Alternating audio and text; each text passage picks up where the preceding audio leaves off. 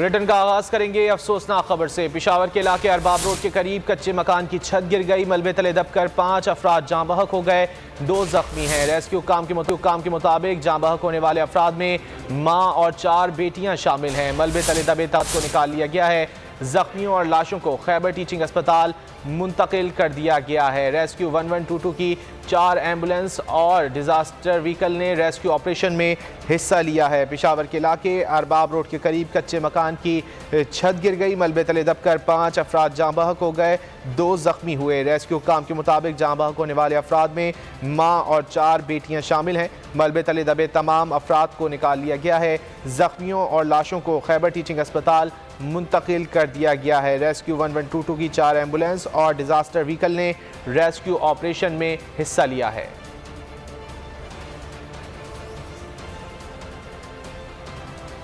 खबरदार होशियार, कोरोना फिर कर रहा है तेजी से वार। पाकिस्तान में कोरोना केसेस और अमवात में अचानक इजाफा। वबा से मुतासरा मरीजों की शरह बढ़ गई। मुल्क में एक दिन के दौरान मजीद 2074 अफराद मुहलिक वबा से मुतासर। NCOC के मुताबिक 24 घंटे के दौरान 44,120 टेस्ट किए गए। मुहलिक वबा से मजीद 13 अफराद इंतकाल कर गए, जबकि मजमूई तौर पर मरने वालों की तादाद 28,987 हो गई। 24 घंटे कोरोना मस्बत मरीजों की शरह 4.70% रही। 628 मरीजों की हालत अब भी तशवीशनाक है।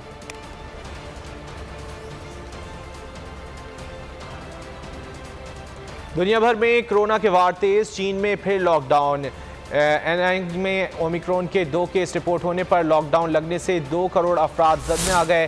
तियानजिन में बीजिंग के दरमियान बस और ट्रेन सर्विस भी मुअत्तल कर दी गई।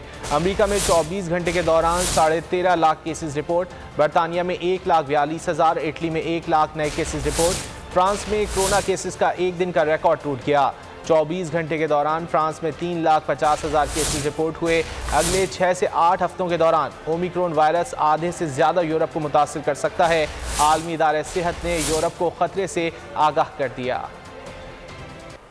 और कोरोना की मौजूदा सूरत हाल पर बात करेंगे। हमारे साथ मौजूद हैं professor doctor Saeed Khan. Doctor साहब, बहुत शुक्रिया आपके वक्त का। डॉक्टर साहब, ओमिक्रॉन वेरिएंट जिस तरह दीगर ममालिक में सामने आ रहा है, अल्लाह का शुक्र है कि यहाँ पर पाकिस्तान में उस तरह केसेस सामने नहीं आ रहे, लेकिन फिर भी लोग कह रहे हैं कि वैक्सीनेशन लगवाएं, SOPs पर अमल करें। क्या कहेंगे आप? जी, बहुत बहुत शुक्रिया। ओमिक्रॉन की केसेस दुनिया भर में जारी है। पाकिस्तान में भी काफ़ी केसेस सामने आए हैं, लेकिन अब तक क्योंकि ये नंबर्स कम हैं तो लेकिन बहुत तेज़ी से बढ़ रहे हैं। लास्ट 24 घंटे में हमारे पास जो डिटेल्स आई हैं वो बहुत ज़्यादा तेज़ी से बढ़ने वाला वायरस है। तकरीबन इस वक्त 90% से ज़्यादा जो न्यू केसेस हैं वो ओमिक्रॉन के ही हैं। तो ये पाकिस्तान में भी काफ़ी तेज़ी से बढ़ रहा है और अभी आइंदा आने वाले दिनों में हफ्ता 10 दिन में ये नंबर्स और ज़्यादा बढ़ जाएंगे। तो वैक्सीनेशन के प्रोग्राम को हमें मज़ीद बेहतर बनाना चाहिए, क्योंकि अभी भी आबादी का एक बहुत बड़ा हिस्सा वैक्सीनेशन से दूर है, उन्होंने वैक्सीन नहीं लगाई। तो ये आबादी का ये हिस्सा हमारे लिए काफ़ी ख़तरनाक है, क्योंकि अगर ये वैक्सीन नहीं लगाएंगे तो ये बाकी लोगों के लिए भी ख़तरा है, क्योंकि वायरस यहाँ पे ज़्यादा तेज़ी से बढ़ेगा और आने वाले दिनों में हमारे हॉस्पिटल्स पर भी प्रेशर इतनी बड़ी जिसकी वजह से हॉस्पिटल्स का बढ़ने का खतरा है।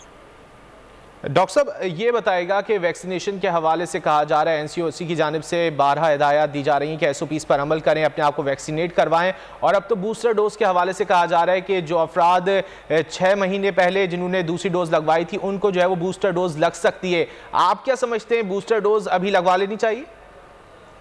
जी, बूस्टर डोज बहुत ज़रूरी है, क्योंकि 6 महीने बाद वैक्सीन की जो अफादियत है वो निस्बतन कम हो जाती है, एंटीबॉडीज़ कम हो जाती है। और यही वजह है कि यूरोप में और अमेरिका में लाखों की तादाद में वैक्सीन लग चुकी है, लेकिन क्योंकि उसका काफ़ी अरसा हुआ है तो उसके बाद ये नया वेरिएंट दोबारा नमदार हुआ है। और 24 घंटे में अमेरिका में 1 मिलियन केसेस रिपोर्ट हुए हैं। इस तरह यूरोप में भी लाखों की तादाद में रोज़ाना रिपोर्ट होते हैं। तो पाकिस्तान के पास आइडियल टाइम है कि इस वक्त वैक्सीनेशन के प्रोग्राम को मज़ीद तेज़ कर लें, क्योंकि ये नया वेरिएंट नए मुसीबतों के सामने आएगा और मुश्किलात खड़ी कर सकता है। नया वेरिएंट तो मुश्किलात खड़ी कर सकता है। अच्छा डॉक्टर सईद खान, आम लोगों के लिए आगाह कर दीजिएगा, जैसे मौसमी बीमारियां हैं, सर्दी भी है, नमूनिया हो जाता है, बुखार हो जाता है, तो लोग किस तरह डिफ्रेंशिएट करें कि ये कोरोना से रिलेटेड हो सकता है या मौसमी है? सबसे बेहतर तरीका है कि किसी तरह की भी इस तरह की अलामात हो जिसमें बुखार, नज़ला, ज़ुकाम, तो बेहतर तरीका है कि गवर्नमेंट ने काफ़ी फैसिलिटी प्रोवाइड की है। सरकारी जितने भी लैब्स हैं वहाँ पे फ्री ऑफ चार्ज टेस्ट हो रहे हैं, तो वहाँ जाके अपना टेस्ट कराना चाहिए। क्योंकि ओमिक्रॉन के साथ ये एक मसला है कि काफ़ी लोग इसको कहते हैं कि ये माइल्ड डिजीज़ है और उसको सीरियस नहीं लेते, जिसका नुकसान ये होता है कि ये लोग जो है वो SOPs पे अमल नहीं करते और अक्सर लोग ऑफिस जाते हैं, अपने काम वाली जगह पे भी मतलब वहाँ से जाने से गुरेज नहीं करते और वहाँ पे ये बीमारी फैलती चली जाती है। तो उन लोगों को शदीद खदशा है जो ज़्यादा मतलब उम्र के हैं या उनमें दूसरी बीमारियाँ पहले से कोमॉर्बिड है, तो उनको ज़्यादा ये नुकसान पहुँचा सकता है। तो हमें ख्याल करना चाहिए, अगर हमें ज़्यादा शदीद बीमारी नहीं है और इस तरह के अलामात हैं तो लाजमी तौर पर टेस्ट कराना चाहिए ताकि पता चल जाए अगर ये कोरोना है तो फिर आइसोलेशन इख्तियार की जाए और बाकी लोगों से कांटेक्ट में आने से गुरेज किया जाए।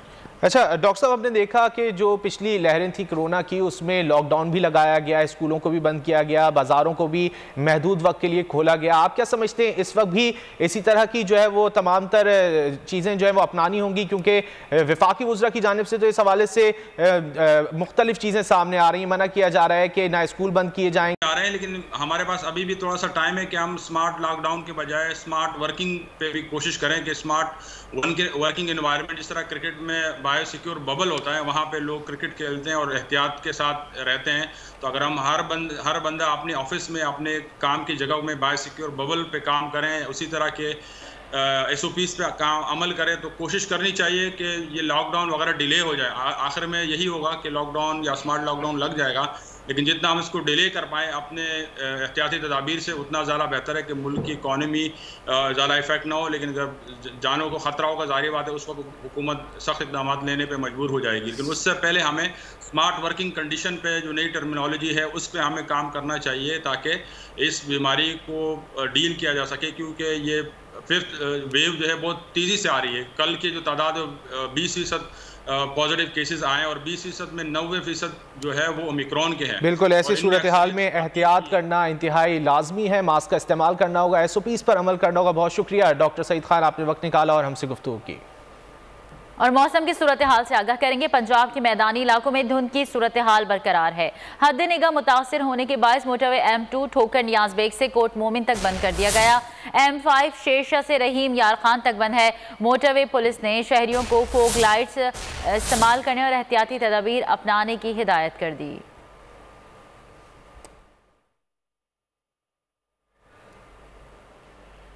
गवादर और गिरदोनवाह में ज़लज़ले के झटके। ज़लज़ला पैमा मरकज़ के मुताबिक रेक्टर स्केल पर ज़लज़ले की शिद्दत 5 और गहराई 25 किलोमीटर रिकॉर्ड की गई। ज़लज़ले के झटके तुर्बत के अतराफ में भी महसूस किए गए। ज़लज़ले का मरकज़ गवादर के साहिल के करीब ज़ेर समंदर था। ज़लज़ले के नतीजे में अब तक किसी किस्म के जानी और माली नुकसान की इत्तलात मौसूल नहीं हुई।